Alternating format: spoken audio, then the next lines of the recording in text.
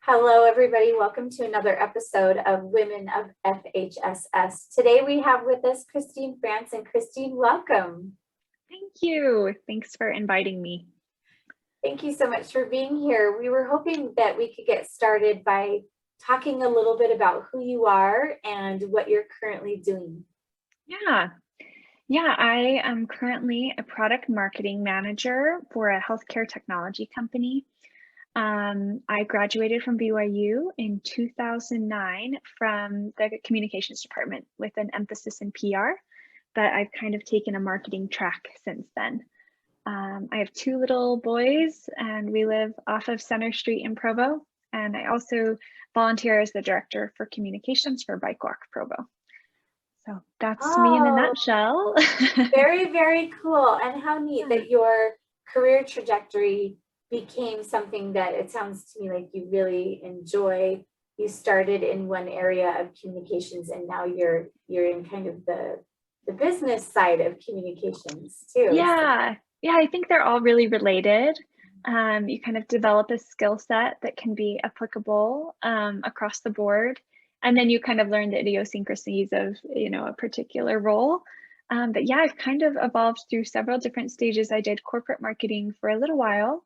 And now I'm in product marketing, which has been a really great new fun thing to learn and explore. And it's been a good step, a good change in my career. That's awesome. Did you ever think that with your degree that this would be what you were doing? Yeah, I wasn't sure. I mean, it was really hard as a student to picture what was ahead. And it was intimidating a lot of the times to feel like, oh, like, am I choosing the right major? Am I taking the right classes? And then a few years after, I feel like I could step back and say like, oh, you know what? This was mostly about skill building and making connections and just finding the path that feels most right and authentic or is available. I graduated at the bottom of the recession. So it was like, take what you can get for a little while. But then you kind of find the right people, the right company that aligns. And then I've been able to grow within that organization and over the past 10 years and really enjoy kind of the different opportunities that have come because of that. So I always knew like I wasn't set on PR specifically, but I really liked the kind of communication side of that, just learning how to communicate effectively. And I found that every organization needs that. So it's been it's been easy to apply that skill set in a variety of Oh, wow. That is so amazing. And I'm sure that a lot of students listening into this conversation can relate to this idea of, am I doing everything that I need to be doing to be qualified? And so I'm really glad that you brought up this idea of it became about skill building and about who I know and the experiences that I've had along this journey. So speaking of things that you kind of learned over time, what are some things that you wish you would have known as an undergrad? Yeah. So I remember sitting in one of my PR classes and somebody that had graduated from the program a few years earlier came in and talked about their experience at a PR firm. And they were living in New York City and they were like working so many hours that they were sleeping under their desk. And I just kind of sat there like, what am I getting myself into? Like, is that the only option? And I found over time, no, that's not like that might be really, great for some people, but that's not what I wanted. And I've been able, like, I just would tell undergrads, there are so many paths ahead of you and they're going to change sometimes. You're going to be on one path, you're going to switch to another. Like, you don't have to plan your whole life ahead of you. As tempting as it is to do that, you don't have to do that. You can shift along the way. And this happened not just to me, but my husband too. He was planning to go to dental school. He was doing research that was really, interesting to him, and he decided to do a PhD instead. So it was a lesson to me then, and continues to be, that like the path you put yourself on like may shift, and kind of look at all those forks in the road that come, whether that's like an opportunity to move somewhere else or a new job offer. These are forks in the road that we get to choose our path. And sometimes we may stay on the path we're going on. I got a job offer a few a few months ago that was really attractive to me, but I ended up saying no to it. And that felt hard, but it made me realize like that the path I'm on is the one I'm choosing again, so I'm happy with that choice. So, but it gives you the opportunity to choose when you are looking for new opportunities all the time.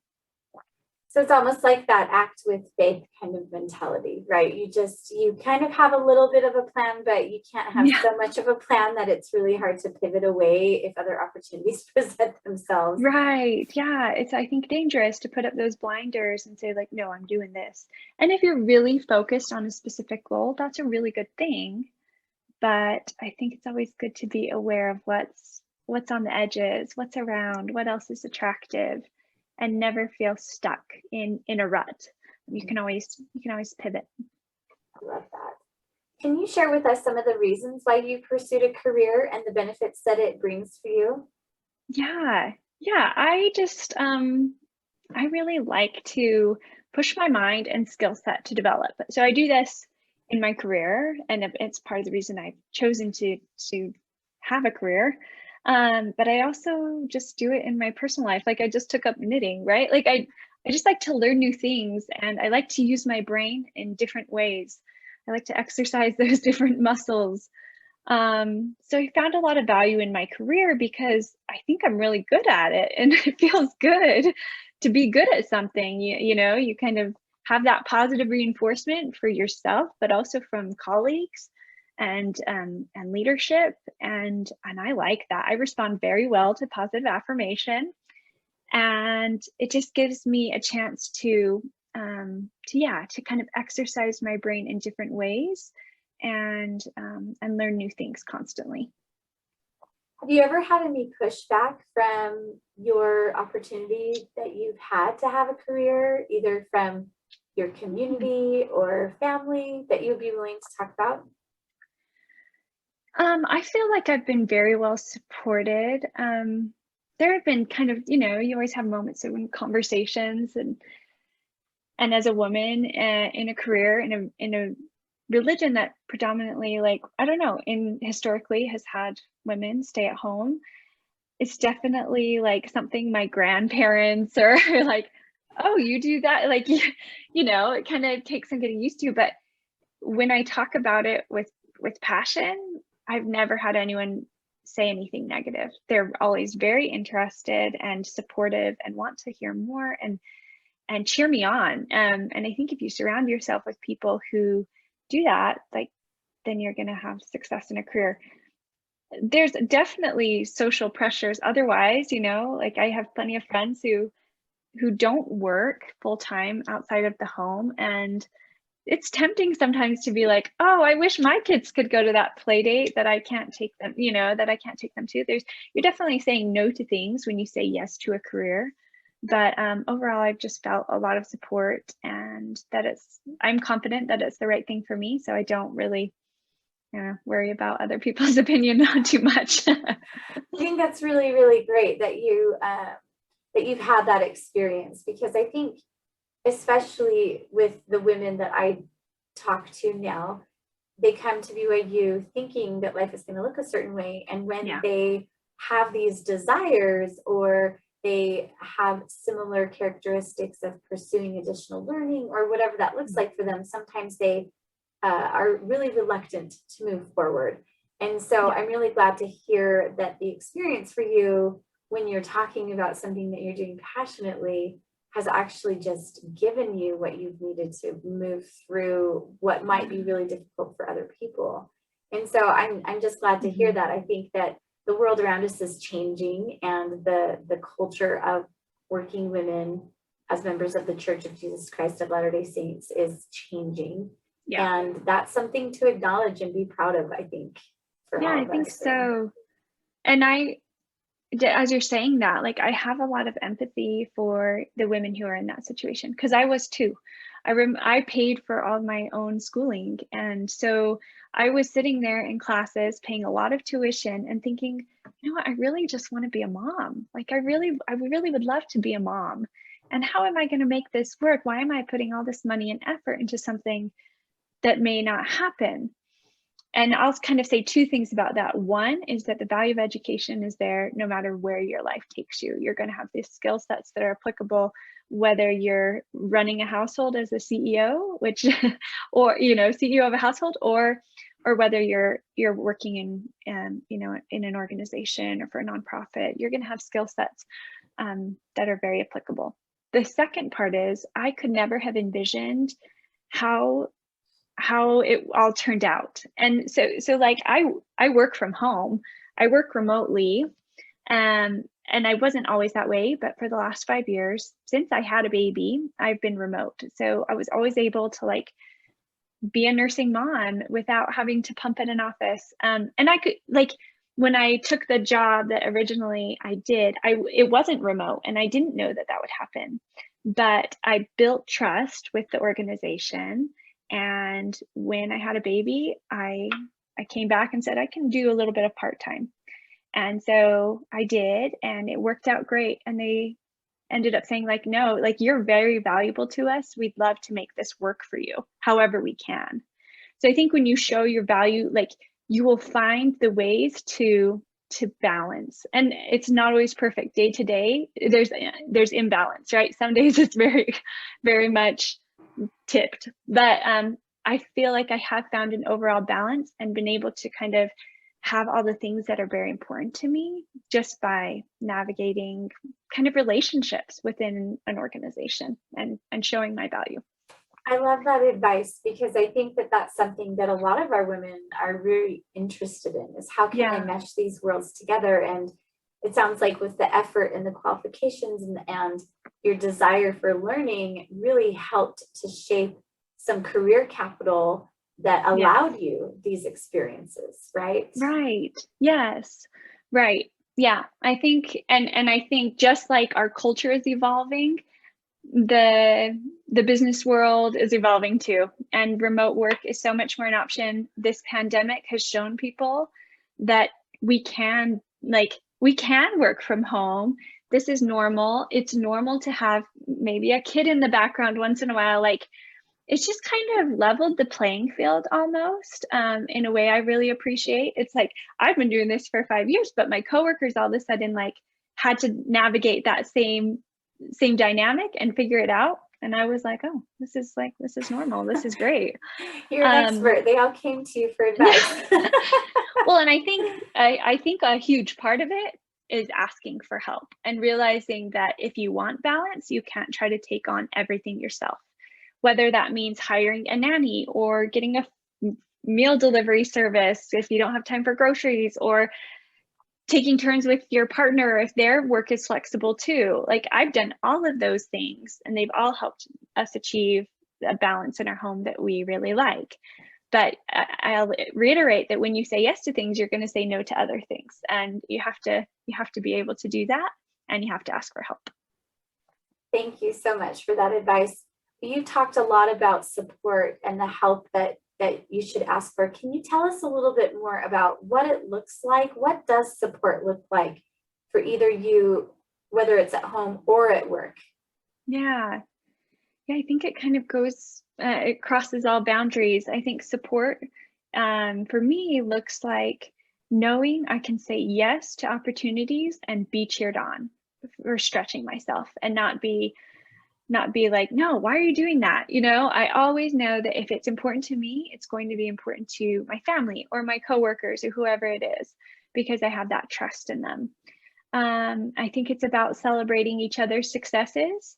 You know, if my husband has a paper published, we go out to dinner. If I launch a product, we go out to, you know, we're kind of cheering each other on throughout. I also think that you ask for support where you need it. I do need childcare support. So we do have somebody that comes and helps with the kids. And that's kind of like a situation that's really worked well for us. Or I mentioned food, like groceries and meal planning is like not something I really am passionate about. And so that's something that I can offload to someone else and say like, I want help here. I need support here. This will make all of our lives better, you know, and kind of create balance there. Not every day, but like, you know, the occasional help, which is really great. Where else have I seen support? yeah, I think it just goes both ways, that when you kind of get home from your work day, you talk to each other, and I ask my kids how their school was, and they ask me about work, and my husband knows, what projects I'm working on, and I know what he's working on, and we don't try to bring work home with us, but I think it's still good to be aware of each other's burdens and successes so that you can offer that support and extra care. If they're having a bad week or a great week, you can kind of be there for them. I love that home dynamic, because I think one of the things that we're seeing a lot more of, and I don't have the data necessarily to solidify or legitimize what I'm about to say, but there are a lot of dual income households right now, and with all various situations, some of which are working from home, some of which are not. And I love this idea that you and your husband take time to celebrate the success, and that one another's projects, and that even though you've kind of stopped your work day, that those things are still very much a part of you, and you're able to share in those experiences together. Do you have any advice for maybe other dual income households, or what that could look like in terms of supporting one another in that partnership? Oh, yeah, maybe just some like practical tips. Like, I think in the morning we kind of are like, hey, what's on your plate today? Like, kind of what's ahead of you. And we text throughout the day, like, how did your demo go? How was that presentation? I mean, it's not constant. Some days we might not talk at all, and some days we're checking in, but just an awareness that you're there for each other, in general, I think is really helpful, and that you're interested. My husband's a scientist, so he writes a lot of scientific papers, and I do a bit of graphic design. And so he'll come to me with his figures and be like, what can you help me with this? And so in a practical way, like crossing each other's skill sets can be really helpful too. And if I'm writing, a press release and need a second set of eyes, he's always willing to look at it. So you might find that you both have skill sets that complement each other, and you should, as a partnership, you should know kind of what those are. But I think those can cross career boundaries too, not just personal lives. I love that. Thank you so much for sharing some of those things. You talked a little bit about skills, and so I was wondering if we could kind of go into that realm a little bit. What skills do you find that you use the most in your current role, either that you developed at school or that you developed over time? And can you maybe lead us through what that looked like at each stage of your development and growth? Oh, yeah. I really like this question because as like a hiring manager, you look at people as this kind of a set of skills. So you kind of get tuned into like, what is the important skill to have? And something that I was always looking for in potential hires was tenacity.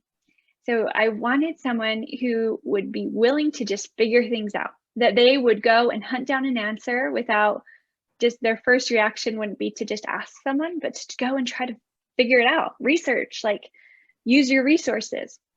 I really appreciated people who would use that tenacity to do a task well because they know they could, kind of they would be high achievers because they held themselves to that expectation without burning themselves out. I think that's a balance too. But I've also found that writing skills are very applicable in almost any position. And that's something at the university level that you should really tune into, right? Use the resources available to you while you're at BYU or in school to hone in on your communication skills, on your writing skills. You'll be perceived more professionally, if you're not using typos and emails even. I'm just like from that basic level, but if you can express yourself and your ideas in written form, then people are going to find value in that. And then lastly, I think being a teammate that people can trust. So I've been a part of several different teams, and I found with those teams, there's always some interesting dynamics. There's people who don't like each other, and there's people who don't trust each other. And I've always just tried to be someone that people can trust and rely on. So if they're counting on something to get done, or if they're swamped and need a hand, that they know they can come to me and I'll be there to support them. You're given more and more types of opportunities to prove yourself if you show that you're someone that can be trusted. And you'll build really great relationships along the way when you do that too. Thank you for leading us through that. I think it's really hard for students to acknowledge that they're not necessarily being hired for their major. Oh, right? true. Like there are No, technical so true. skills. Yeah, there are technical skills that you'll bring with you in anything. Like obviously you're going to need to know how to write a press release if you go into public relations. But Yeah. otherwise, there are these really beautiful skills that you are developing and that students are developing. I mean, from as early as 10 years old, right? Oh, and yeah. earlier. And so I love that those are things that as a hiring manager, you have tried to gain feedback from during an interview and try to, figure out through the responses if those are the skills that someone's bringing with them. Yeah, they're kind of things that become obvious once you're in a career, but like as a new hire aren't super obvious. One example of that is like I was shocked how many people would come in for an interview who hadn't read the job description again or looked at our website. And so that was like kind of baseline for me. Like, what do you know about RepSpring? It's not like a pop quiz. It's just like, are you going to invest in, in your knowledge base here? Because you're going to have to. There's a lot of, in any new role, there's going to be training.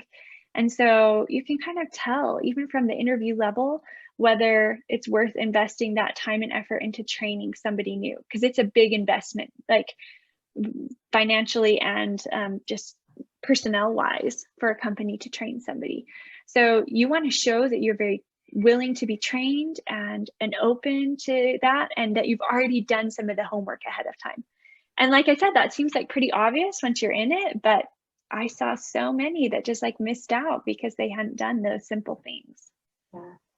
That's great. I hope that people are taking notes on what you're saying, because I think, that you don't have to memorize the entire website, but at least understand the goals and the mission of the organization enough to speak good, because you're going to have to make that a part of every day if you're going to be successful. So I like that. Yeah. Well, and you should know that as an interviewee too. Otherwise, like how do you know that company like even fits with what you want to be doing, or like the culture? You can kind of get a lot of the culture from the website as well, which I think is a really important thing to tune into when you're in a hiring process. Yeah, and maybe you can relate to this, but I know that when I first started looking for jobs after my undergraduate degree, it was really easy for me to say, what can I do for you? What can I do for you? What can I do for you? I'm kind of desperate, right? I need to get food on my table. I'm willing to take whatever, without acknowledging that it's a two-way streak. Is it really going to be the organization that's going to help me grow and develop and do the things that I know that I'm capable of, or teach me new things? So I think sometimes you go into these interviews thinking, I need to not worry about what I'm going to get from this. I just need to make sure that I'm presenting my best foot forward so that I have a job. And so I think that that's a very hard dynamic. So I appreciate that. It takes this like certain switch of confidence to be like, here's what I'm bringing to the table for you, and what are you bringing to the table for me? I think that comes across really nicely if it's done well, not overconfident, not cocky, but just like, that I'm here to help you, but you're also, this is a two-way street. I love it. So I wanted to ask you a little bit more about your mentorship process. Who have been your mentors? Did you have to be proactive in finding them? Were there mentors where it was a more natural fit? So what does that look like for you? Yeah, I've had some really great mentors. Two come to mind right off the bat. I'd say one of my top mentors is a woman named Pat Perino. She and some other folks had just created a startup company, and I was fresh out of college, and they took a chance on me, and she guided me through that early career process in a really amazing way. She used to work at Johnson & Johnson, so she had this really corporate experience, but she desired to create this culture within a small company that was really just really different. And so she taught me so many things about culture, but she also taught me to advocate for myself remember one time, like it was my annual review, and she kind of showed me showed me my new salary, and I was like, that's great, thank you. Just like very grateful. And she's like, this is a teachable moment, and she kind of took it as like, you should advocate for yourself. We could give you more, and I want you to know that, so that you ask for more. And it taught me to always just be confident in what I had to offer.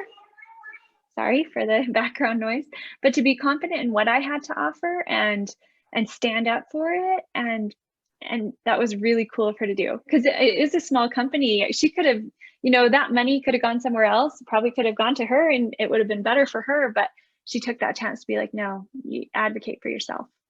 And I still talk to her all the time. We are not colleagues anymore, but she still teaches me so much about, balancing life with kids and work, and what to care about in a company, and what to not worry about so much. She's been a great mentor. The other I think of is a friend here in my neighborhood. She's about 10 years older than me. And I always like kind of look at her, what she's accomplished in those past 10 years of her life, and thought, yeah, that's like kind of where I want to go. So it's been really nice to talk to her and get her advice on different things.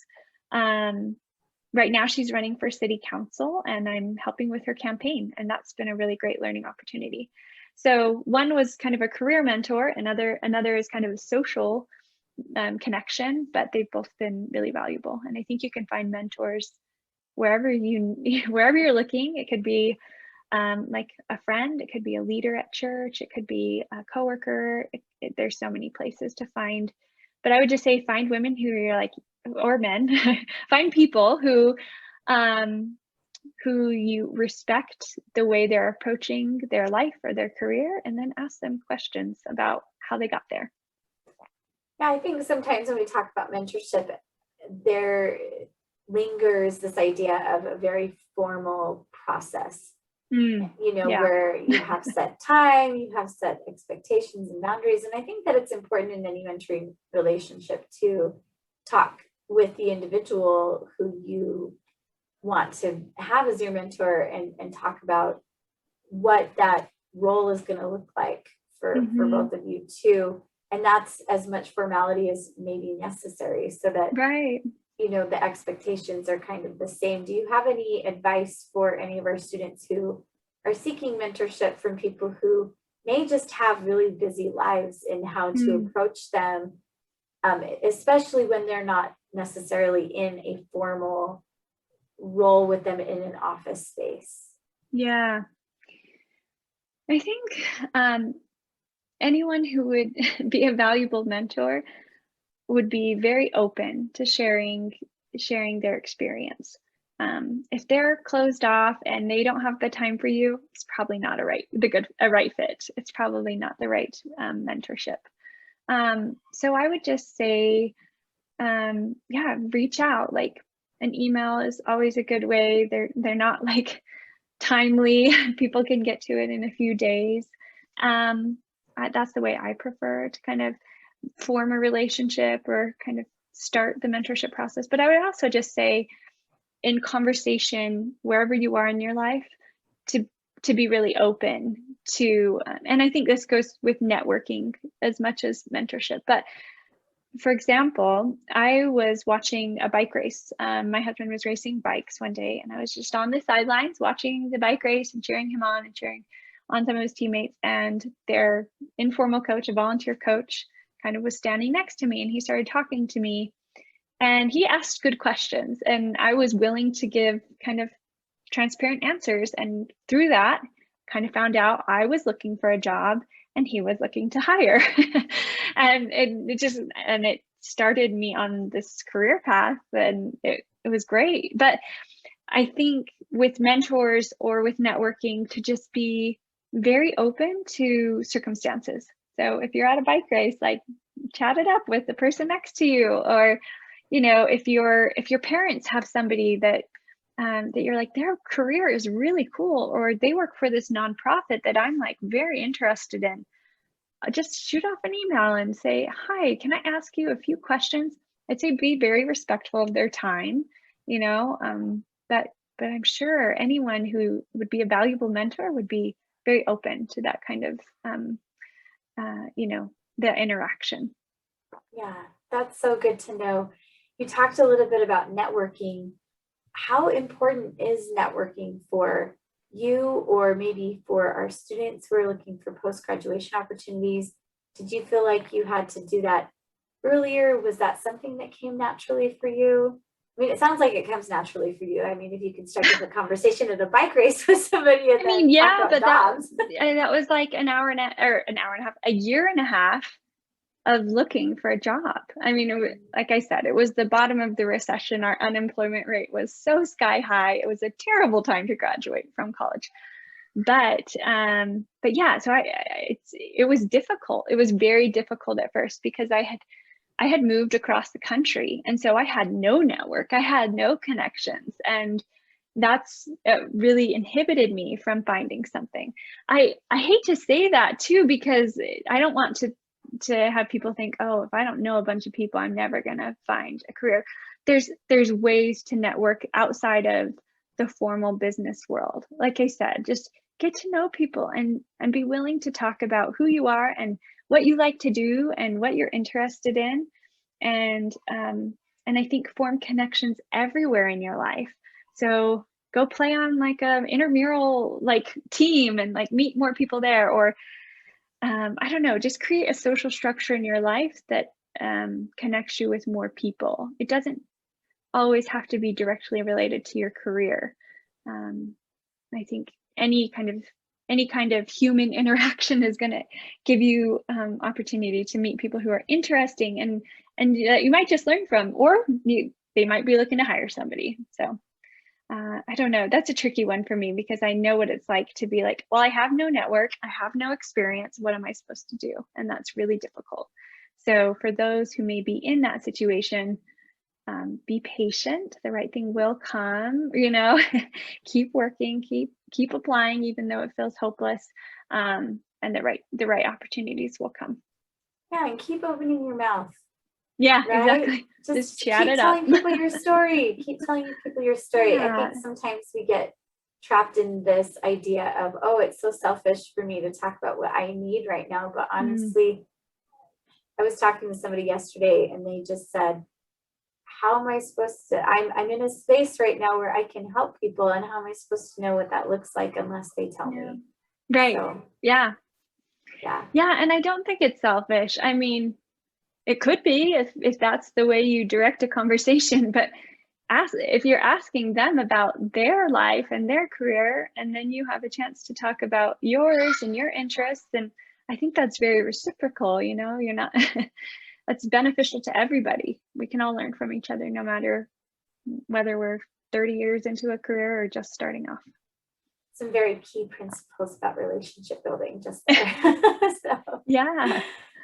Yep. Well, Christine, as we kind of wrap up our conversation, I was wondering if there's anything else that you feel would empower our women students to pursue whatever it is that they choose post-graduation, whether or not they are fulfilling grad school, staying at home, considering part-time or full-time employment opportunities. Mm-hmm. Yeah, I think what I would say is it's never too late to start something. So that could be tomorrow. It could be 20 years from now. But just don't think that your life starts and ends the day you walk out of BYU. There's a lot ahead of you, and things are gonna, you know, if you do it well, you're gonna be exposed to a lot of different things over the next, you know, century, or I don't know, decades of your life. And yeah, and just always try to keep going, keep learning something new, put yourself out of your comfort zone when you're 30 or 40 or 50, and yeah, try new things. Fill your life with new adventure. How cliche is that? I don't know. I guess the point I'm trying to make is like, you may really want to go to law school tomorrow, but you may get pregnant, or you may have to move across the country for a different circumstance, and that may not pan out today. But you can go back and do that when you're 30 or 40, and you know, it's never too late. So life can just feel very concentrated, I think, right when we were leaving college, because it has been, right? You go from high school to college, and it just everything's really on your shoulders to manage your life and and figure it out. But you've got time, you don't have to have it figured out the day you walk out the door. Just be open to opportunities and say yes to new things and be willing to learn and try new things constantly. My mom's a good example to me. I'll throw her in there.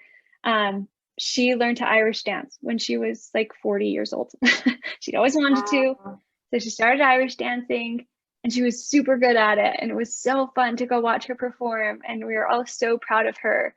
And she'd raised kids for 20 years. And then she was working, but she never like took that time to like do that hobby. And so she did. And other times she just taught me that constantly. She was always like learning new techniques to like paint the walls a cool way, or I don't know, checking out books from the library and learning something new. So I think I inherited that from her, but just keep going, keep finding new things that you love and that you're passionate about.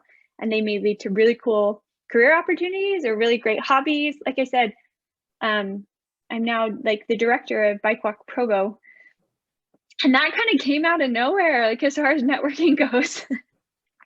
I just was riding my bike a lot and riding my bike with my kids, and people kind of started asking me about that and noticing it.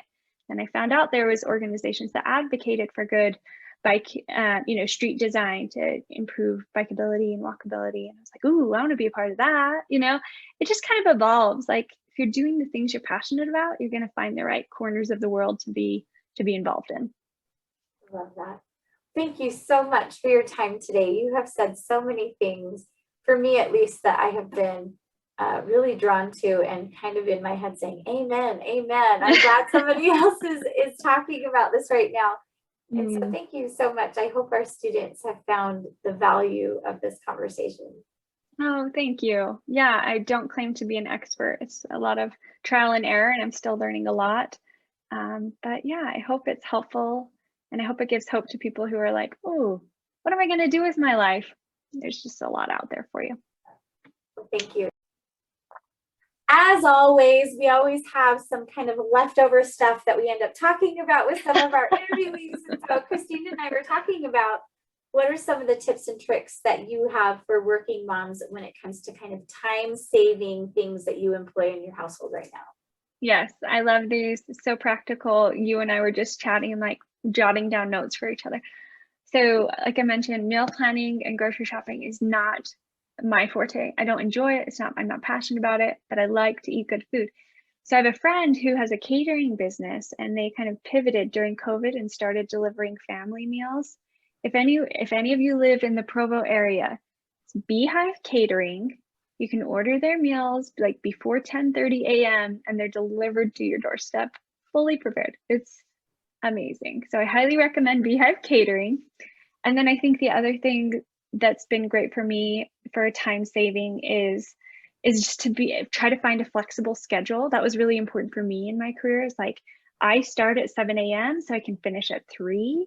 Sometimes I'll skip a lunch, like not trying to like self-deprive myself, but just I really value that afternoon time with my kids. So I found a schedule that like could shift and save me time in the afternoon. Because they weren't awake in the morning. So maybe just schedule adjustments can be really helpful too. Awesome. Thank you so much for those tips. Yes, I want more from you too. Okay.